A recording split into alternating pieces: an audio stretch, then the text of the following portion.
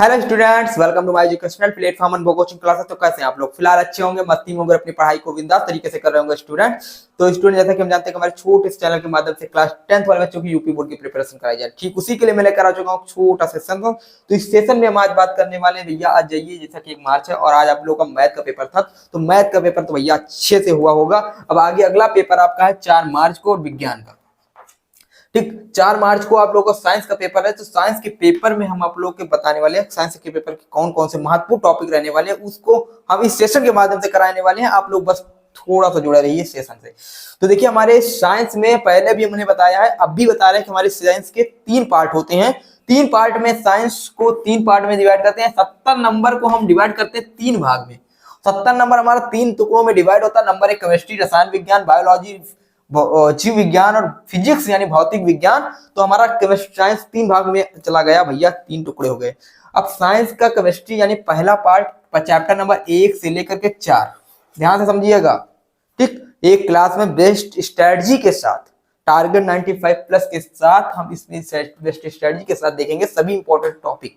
ठीक, तो आप इन टॉपिक को अच्छे से तैयार करके जाइएगा, कहीं कोई दिक्कत नहीं होगी। यही टॉपिक से सारे क्वेश्चन फंसेंगे, कोई दिक्कत नहीं।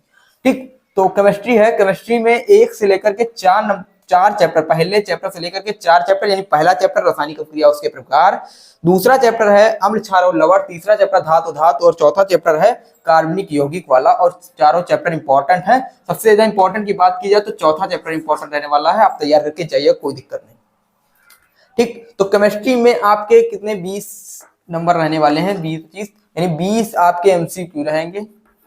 ठीक, प्लस 50 आपका थ्योरिकल, 20 में आपके 6 नंबर एमसीक्यू केमिस्ट्री से रहेंगे। ठीक है, तो यहाँ से एमसीक्यू आपके फंसने वाले हैं, कोई दिक्कत होने वाली नहीं। बस आप लोग जुड़े रहिए हमारे चैनल के माध्यम से, कोई दिक्कत नहीं। ठीक, नंबर 1 संयोजन क्रिया, मोस्ट इंपॉर्टेंट, पहले चैप्टर का पहला क्रिया है संयोजन क्रिया, मोस्ट इंपॉर्टेंट। इसको तैयार करके जाइएगा भैया। देखिए, क्वेश्चन का फॉर्मेट चेंज करते हैं, लेकिन अब क्रिया यही रहने वाला है। आपका ऑब्जेक्टिव पूछ सकते हैं, लघु उत्तरी पूछ सकते हैं, अति लघु उत्तरी या दीर्घ उत्तरी, कुछ में किसी में भी आ सकता है। लेकिन संयोजन क्रिया का नाम चेंज करके संयोजन क्रिया पूछा जा सकता है, कुछ भी करके, लेकिन संयोजन क्रिया पूछा जाएगा। ठीक है, तो संयोजन क्रिया आपकी बोर्ड एग्जाम के लिए मोस्ट इंपॉर्टेंट रहने वाला, तैयार करके जाइएगा संयोजन क्रिया। ठीक, उसके बाद बात करें विस्थापन क्रिया। ठीक, 4-5 क्रिया है, संयोजन, वियोजन, विस्थापन, ठीक, द्विविस्थापन। तो सारे इंपॉर्टेंट है आपके लिए। तो जिसमें हम लेकर आए संयोजन क्रिया, विस्थापन। अब भैया संयोजन क्रिया आपका क्या है? तो हाइड्रोजन प्लस ऑक्सीजन का योग से बनते हैं जल, यानी H2, इधर देख लीजिए, plus O2 gives out H2। ये आपका संयोजन क्रिया है, तैयार कर लीजिएगा। ठीक है, तो संयोजन क्रिया का नाम अगर चेंज करके पूछा जा सकता है तो पूछ सकते हैं संकलन क्रिया, योगात्मक क्रिया। ठीक, तो इसी तरह के नाम चेंज करके पूछ सकते हैं। उसके बाद करते हैं विस्थापन क्रिया। क्या है विस्थापन क्रिया? तो अधिक अपक्रियाशील तत्व, पहले भी हमने बताया, अब भी बता दे रहे हैं। ठीक, कि अधिक अपक्रियाशील तत्व कम अपक्रियाशील तत्व को उसके जलीय विलयन से विस्थापित कर देते हैं, यह क्रिया विस्थापन क्रिया कहलाती है। ठीक, इसको तैयार करके जाएगा, VMP लगा लीजिए इस पे। ठीक, और इसके अलावा भी तैयार करना, लेकिन इनको जरूर तैयार करके जाइए, इनको छोड़ के मत जाइएगा। ठीक, उसके बाद दे रखा उदासीनीकरण। क्या दे रखा है? उदासीनीकरण। उदासीनीकरण क्या होता है इसको देख लीजिएगा। उदासीनीकरण वह क्रिया होती है जिसपे अम्ल तथा क्षार के संयोग से जल तथा लवण बनता है, वही क्रिया उदासीनीकरण कहलाता है। ठीक, क्योंकि लवण जो होता है उदासीन होता है, इसलिए यह क्रिया का नाम पड़ गया उदासीनीकरण। ठीक, तो ये आपके मोस्ट इंपॉर्टेंट रहने वाले हैं उदासीनीकरण। उसके बाद आ गए भैया 2 जगह हो गया विस्थापन। चलो यहाँ द्विविस्थापन कर लीजिएगा। ठीक, द्विविस्थापन, ठीक, वियोजन कर सकते हो आप। ठीक है, तो द्विविस्थापन क्रिया ये भी इंपॉर्टेंट है। स्टीकरण, ये आपका स्टीकरण मोस्ट इंपॉर्टेंट रहने वाला। स्टीकरण तैयार करके जाइएगा, 4 मार्च में आपका स्टीकरण। देखिए क्वेश्चन यहाँ बताएं, स्टीकरण वहां कुछ भी किसी प्रकार से पूछा जा सकता है। पूछ सकते हैं एथिल अल्कोहल के रासायनिक गुणधर्म को लिखिए, तो वहां स्टीकरण लिख सकते हो। एसिटिक अम्ल के रासायनिक गुणधर्म को लिखिए, वहां स्टीकरण लिख सकते हो। या फिर पूछा जा सकता है कि स्टीकरण की परिभाषा लिखिए, वहां भी स्टीकरण लिख सकते हो, कोई दिक्कत होने वाली नहीं है। उसके बाद स्टीकरण लिख लीजिए, VMP है आपका।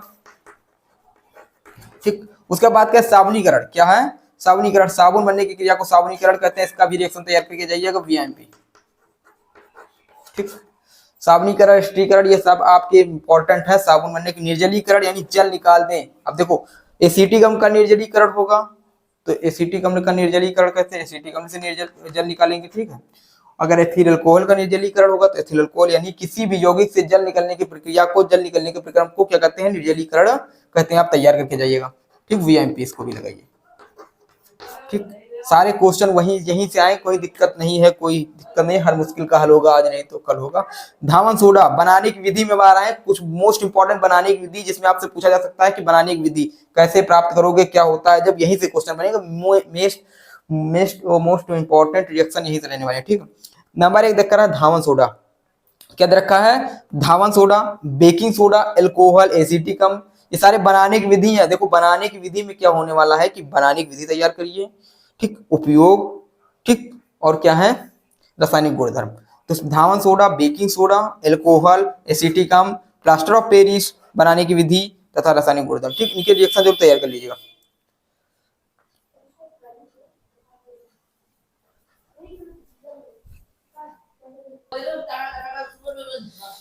हाँ, तो फिर उसके बाद क्या है, देखिए ध्यान से देखिएगा, कहीं दिक्कत कोई समस्या होने वाली नहीं है भैया, ठीक है।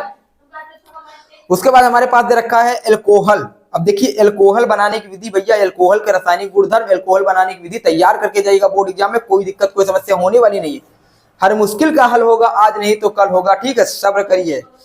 एल्कोहल, एल्कोहल बनाने की विधि, एल्कोहल के रासायनिक गुणधर्म, एसिटिक अम्ल भैया, कम से कम 5 रासायनिक गुणधर्म आप तैयार करके जाइएगा। क्वेश्चन बैंक काका टेनियर कुछ भी हो उसमें टिक लगाइए भैया, तैयार करके जाइएगा, ठीक, अल्कोहल। उसके बाद एसिटिक अम्ल, एसिटिक अम्ल बनाने की विधि, एसिटिक अम्ल में रासायनिक गुणधर्म तैयार करके जाइएगा। Plaster of Paris, most important, plaster of Paris, plaster of Paris के उपयोग, प्लास्टर ऑफ पेरिस कहाँ किया जाता है, उपयोग कहाँ होता है, तो उपयोग हम क्या करते हैं, घरों बनाने में, किया प्लास्टर चलाने में करते हैं हड्डियों के, ठीक है, और पीओपी, घरों का पीओपी करने में करते हैं, तो आप देख लीजिएगा, मूर्तियां बनाने में करते हैं, तो ठीक है। विरंजक चूर्ण, विरंजक चूर्ण मोस्ट इंपॉर्टेंट है, कैल्शियम ऑक्सीक्लोराइड जिसे कहते हैं CaOCl2, CaOCl2, आप देखिएगा, टिक लगाइए इनको।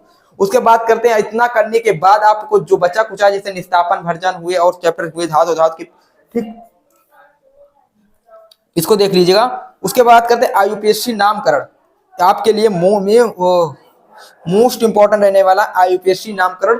अगर नहीं आ रहा तो आप कमेंट कीजिए कमेंट बॉक्स में, हम आपको कल IUPAC नामकरण का सेशन लेके आएंगे, जिसमें 1 शॉट में हम IUPAC नामकरण करेंगे, सारे रूल सारे नियम हम इसी में क्लास करेंगे, ठीक है।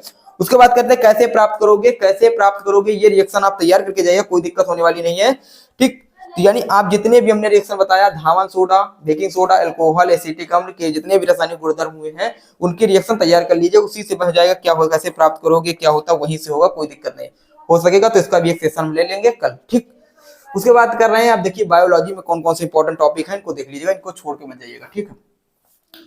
तो बायोलॉजी का इंपॉर्टेंट टॉपिक हम देख रहे हैं, बायोलॉजी में है आहार नाल, नंबर 1 आहार नाल, ठीक, आहार नाल आपको तैयार करके जाना, लॉन्ग आंसर में आ सकता है, कोई दिक्कत नहीं, ठीक। नंबर 1 क्या है, आहार नाल, नंबर 2 फेफड़ा।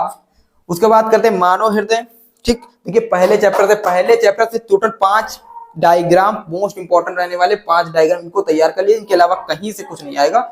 हम देखो नंबर 1 पे क्या है, आहार नाल, आहार नाल अच्छे तैयार करके जाएगा, इसी से MCQ भी फंसेगा, इसी से सारे 6 नंबर वाले क्वेश्चन और 4 नंबर वाले क्वेश्चन इसी से फंसेंगे, ठीक। तो आहार नाल, फेफड़ा, मानव हृदय, निफ्रान, और बस इतने, ठीक, टोटल 4 तक। उत्सर्जन तंत्र, ये टोटल 5 पहले चैप्टर से हैं, जैव प्रक्रम से, और हाँ एक प्रकाश संश्लेषण वाला टॉपिक तैयार करके जाएगा, प्रकाश संश्लेषण, ठीक, ठीक है। ये प्रकाश संश्लेषण वाला टॉपिक टोटल 5-6 टॉपिक हैं पहले चैप्टर से। तो आहार नाल, फेफड़ा, मानव हृदय, निफ्रान, तंत्रिका तंत्र, उत्सर्जन तंत्र, ठीक। उसके बाद करते हैं जो दूसरे चैप्टर, टोटल 2 टॉपिक है मोस्ट इंपॉर्टेंट, एक हार्मोन टॉपिक है, हार्मोन भी तैयार करके जाइएगा, ठीक, कौन सा हार्मोन है तैयार कर लीजिए, टिक लगा लीजिए। तंत्रिका तंत्र, नंबर 1 तंत्रिका तंत्र, नंबर 2 हार्मोन, नंबर 3 मानव मस्तिष्क, तीसरे चैप्टर। उसके बाद न्यूरॉन, नर जनन तंत्र, पुष्पों में लैंगिक जनन, ठीक, ये वाला चित्र पूरे डायग्राम है, मोस्ट इंपॉर्टेंट डायग्राम है, इनको देख लीजिएगा, इनको बना, अभी भी नहीं तैयार तो कोई दिक्कत नहीं, संडे और मंडे 2 दिन है, 2 दिन में आप अच्छे से तैयार कर सकते हैं, कोई दिक्कत होने वाली नहीं, ठीक। पुष्पों में लैंगिक जनन, मेंडल के नियम, मेंडल के नियम आपके लिए मोस्ट इंपॉर्टेंट रहने वाला, तैयार करके जाएगा, मेंडल के नियम मोस्ट इंपॉर्टेंट मेंडल के नियम है। उसके बाद मेंडल में 3 नियम है, प्रभाविता का नियम, स्वतंत्र पूहन का नियम और प्रभाविता का नियम, ठीक। उसके बाद रखा है खाद्य जाल, भैया खाद्य जाल मैंने बताया लास्ट वाला, पर्यावरण वाला जो चैप्टर, लास्ट चैप्टर बायोलॉजी का टॉपिक ही है, बायोलॉजी में क्वेश्चन आता है। तो खाद्य जाल में जैसे कि कीड़े मकोड़े पे आश्रित कौन है, ठीक, मेढक पे आश्रित कौन है, सांप पे आश्रित कौन है, तो इस तरह आप देख सकते हैं, उसको देख लीजिए खाद्य जाल। उसके बाद कहते हैं फिजिक्स, यहाँ से आपका 25 नंबर आने वाला फिजिक्स से, तो यहाँ से हम देखेंगे, क्लियर करेंगे फिजिक्स का 25 नंबर। तो यहाँ से आपका पहला चैप्टर का नाम है, 4 चैप्टर इसमें भी है, टोटल कितने चैप्टर है, 4 चैप्टर है। 4 चैप्टर में पहले चैप्टर का नाम प्रकाश का परावर्तन तथा अपवर्तन, क्या है, प्रकाश का परावर्तन तथा अपवर्तन। इसमें हम देखेंगे प्रकाश के परावर्तन, ठीक, और परावर्तन पे ही आधारित है परावर्तन का नियम, ठीक, प्रकाश का परावर्तन देखेंगे, परावर्तन का नियम देखेंगे, और परावर्तन का नियम ही दर्पण पे आधारित है, ठीक, ध्यान से देखिएगा। दर्पण, तो यहाँ से पढ़ना है गोलीय दर्पण, गोलीय दर्पण से संबंधित परिभाषाएं इनको तैयार कर लीजिए, जैसे उत्तल दर्पण, ठीक, अवतल दर्पण दो है ना, उत्तल दर्पण, तो उत्तल दर्पण का क्या होता है, वक्रता केंद्र, ठीक, त्रिज्या, वक्रता, त्रिज्या, इस तरह की परिभाषाएं जो होती है इनको तैयार कर लीजिएगा। उसके बाद देखा प्रकाश का अपवर्तन, तो प्रकाश के अपवर्तन पे आधारित है लेंस, ठीक है, तो प्रकाश के अपवर्तन पे क्या आधारित है, लेंस आधारित, लेंस तैयार कर लीजिए। उसके बाद मानोनेत्र, ठीक, मानोनेत्र, नेत्र दोष, प्रिज्म, ठीक, प्रिज्म तैयार कर लीजिएगा। उसके बाद है प्रिज्म के बाद वर्ण विक्षेपण, वर्ण विक्षेपण के बाद आपका आ जाएगा विद्युत आवेश, विद्युत आवेश के बाद विभव और विभवांतर की परिभाषाएं, परिभाषाओं के बाद ओम का नियम, ओम के नियम के बाद है तुल्य प्रतिरोध। ये सारे विद्युत वाले चैप्टर, ठीक, यानी पहले चैप्टर से आपका प्रकाश का परावर्तन तथा नियम, दूसरा है दर्पण, गोलीय दर्पण, ठीक, उसके बाद है प्रकाश का अपवर्तन, लेंस, मानोनेत्र, ठीक, नेत्र दोष और प्रिज्म, वर्ण विक्षेपण, विद्युत आवेश, विभव, विभवांतर, ओम का नियम, तुल्य प्रतिरोध, संयोजन। तीसरा चैप्टर है विद्युत वाला, विद्युत वाले में क्या है, तुल्य प्रतिरोध, यानी परिपथ, जैसे तुल्य प्रतिरोध, जैसे एक मिला था श्रेणी क्रम 1/r = 1/r1 + 1/r2 + 1/r3, ठीक, ये समांतर क्रम संयोजन मिला था, ठीक है, तो समांतर क्रम संयोजन मिला था 1/r = 1/r1 + 1/r2 + 1/r3, और एक मिला था r1 = डेरिवेशन को तैयार करके जाइएगा, r = r1 + r2 + r3, ठीक, इसको तैयार करके जाइएगा। उसके बाद ओम का नियम है, ओम का नियम V = IR, ठीक, V = IR, यदि किसी परिपथ के भौतिक अवस्था, ताप, चाल या लंबाई में परिवर्तन न करे तो उसमें सिरों पे लगाएगा विभवांतर उसमें प्रवाहित धारा के समानुपाती होता है, यही ओम का नियम है। तुल्य प्रतिरोध भैया संयोजन है, समांतर क्रम। फिर चुंबकीय बल, एक फार्मूला आता है, ये देखिएगा, F = IBL sin θ, ठीक, ये वाला फार्मूला तैयार करके जाइएगा, कोई दिक्कत होने वाली नहीं। फ्लेमिंग के बाएं हाथ का नियम, दाएं हाथ का नियम, ठीक, इसको देख लीजिएगा। चुंबकीय बल रेखाएं, चुंबकीय बल रेखाएं तैयार करके जाइए, चुंबकीय बल रेखाएं, एक क्वेश्चन आता है, चुंबकीय बल रेखाएं एक दूसरे को प्रतिच्छेद क्यों नहीं करती हैं, तो क्योंकि चुंबकीय बल रेखाएं एक दूसरे को प्रतिच्छेद नहीं करती, क्योंकि चुंबकीय बल रेखाएं जो होती हैं वो दिशा को व्यक्त करती हैं, अगर प्रतिच्छेद करेंगी तो उनकी दो दिशाएं हो जाएंगी, और जो कि अन्यथा संभव नहीं है, ठीक, तो आप देख लीजिएगा, ये इंपॉर्टेंट टॉपिक। तो इतने कुछ हमारे पास कुछ इंपॉर्टेंट टॉपिक थे, यानी जैसे कि केमिस्ट्री के टोटल 3 पार्ट, केमिस्ट्री, बायोलॉजी और फिजिक्स। केमिस्ट्री में टोटल कितने 18 टॉपिक थे, सॉरी 14, ठीक, तो इतने को टोटल इंपॉर्टेंट टॉपिक थे केमिस्ट्री के, केमिस्ट्री के बाद बायोलॉजी, बायोलॉजी के बाद इतने, तो आप लोग देख लीजिएगा, कोई दिक्कत होने वाली नहीं, कोई समस्या नहीं होगी, हर मुश्किल का हल होगा, आज नहीं तो कल होगा, ठीक, तो आप लोग देख लीजिए, ठीक, फिर मिलते हैं अगली वीडियो के साथ, अगले सेशन के साथ। हाँ, जो बच्चे नए हैं वो चैनल को सब्सक्राइब कर दे और बेल आइकन दबा दे, जिससे आपके वीडियो का हर नोटिफिकेशन आपके चैनल पर पहुंचे।